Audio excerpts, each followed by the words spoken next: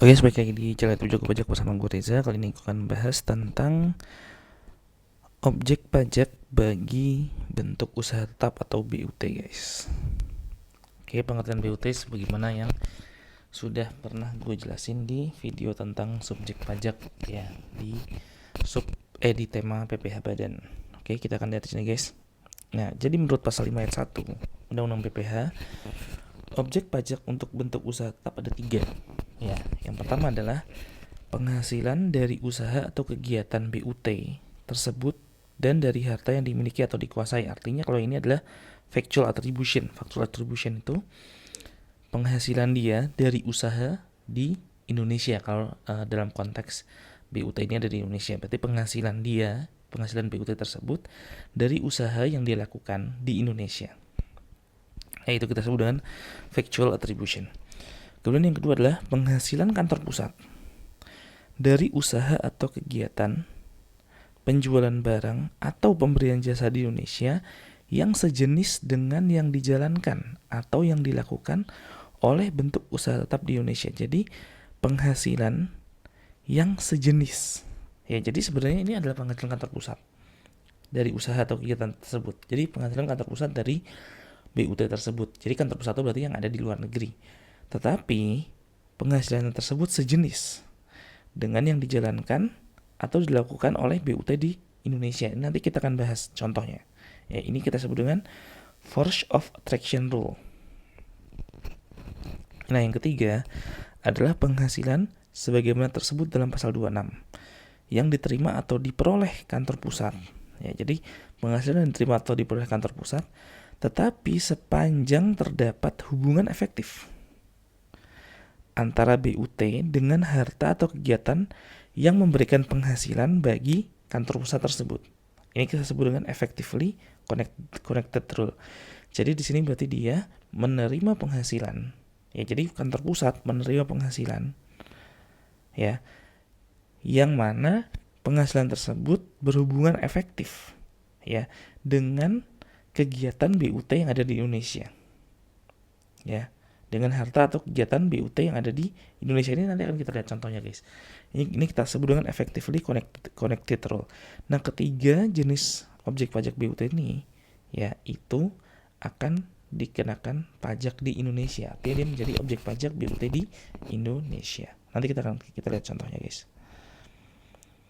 Nah, biaya-biaya yang berkenaan dengan penghasilan seperti yang dimaksud pada ayat 1 huruf B dan huruf C, ya, huruf B dan huruf C ini boleh dikurangkan dari penghasilan BUT di Indonesia. Kita akan lihat, guys, di sini.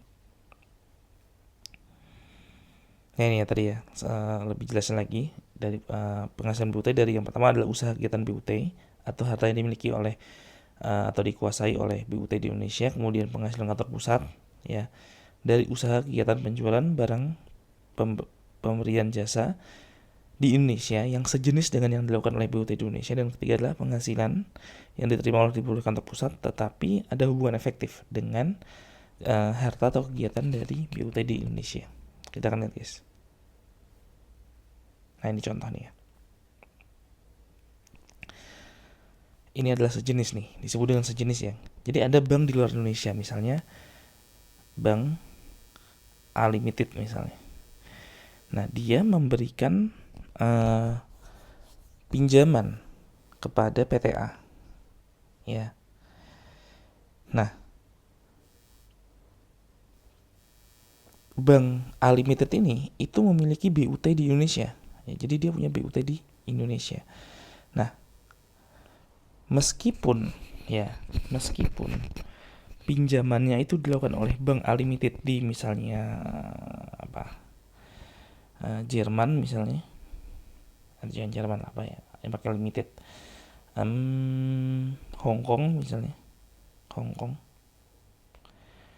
Meskipun pinjaman tersebut dilakukan oleh Bank A Limited di Hong Kong terhadap PTA di Indonesia, tetapi karena ya Bank A Limited di Hong Kong ini memiliki BUT di Indonesia, ya, dan meskipun bunganya dibayarkan dari PTA di Indonesia ke Bank A Limited di Hong Kong, nah ini dianggap ya pinjamannya ini itu berasal dari Bank BUT di Indonesia. Ya, BUT ini maksudnya Bank A Limited yang cabang di Indonesia, dan bunganya tersebut dianggap sebagai penghasilan dari cabang Bank A Limited di Indonesia. Gitu ya guys. Jadi bunganya meskipun dia bayarkan dari PT A di Indonesia ke Bank A Limited di Hong Kong, tetapi dianggap sebagai penghasilan dari Bank BUT atau Bank A Limited di Indonesia. Ya karena apa? Karena di sini sejenis. Ya, usahanya adalah sejenis dengan yang dilakukan oleh Bank A Limited di Indonesia. Jelas ya guys? Nah, kemudian disebut memiliki hubungan efektif itu seperti apa guys? Nah, disebut memiliki hubungan efektif apabila seperti ini. Nah, jadi misalnya ada X Incorporation, ya. Jadi di mana nih misalnya di Amerika Serikat misalnya, USA. Dia memiliki perjanjian lisensi menggunakan merek XINC dengan PTY di Indonesia. Nah, atas perjanjian lisensi tersebut, PTY wajib untuk membayar royalti kepada X Incorporation di luar Indonesia. Nah, dalam hal ini, X Incorporation di luar Indonesia ini memiliki BUT di Indonesia. Memiliki BUT di Indonesia, misalnya ya BUT X Incorporation Indonesia ya. Nah, dia di sini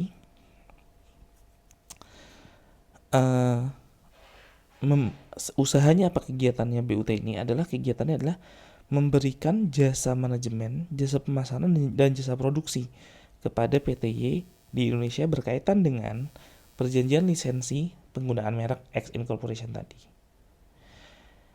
Nah, atas jasa-jasa ini PTY juga membayar imbalan jasa kepada BUT di Indonesia.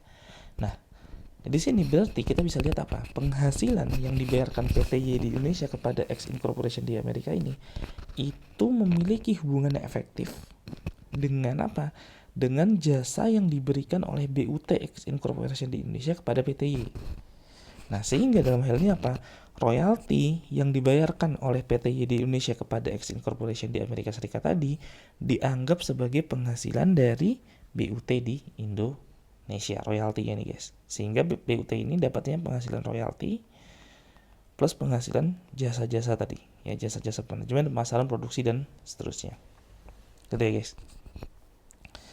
Nah, sedangkan kalau yang pertama nggak usah ya, tadi kan yang pertama ada yang factual, ya, yang fakta, yang secara fakta memang penghasilan tersebut diterima oleh BUT di Indonesia, itu tidak perlu dijelaskan ya karena sudah jelas.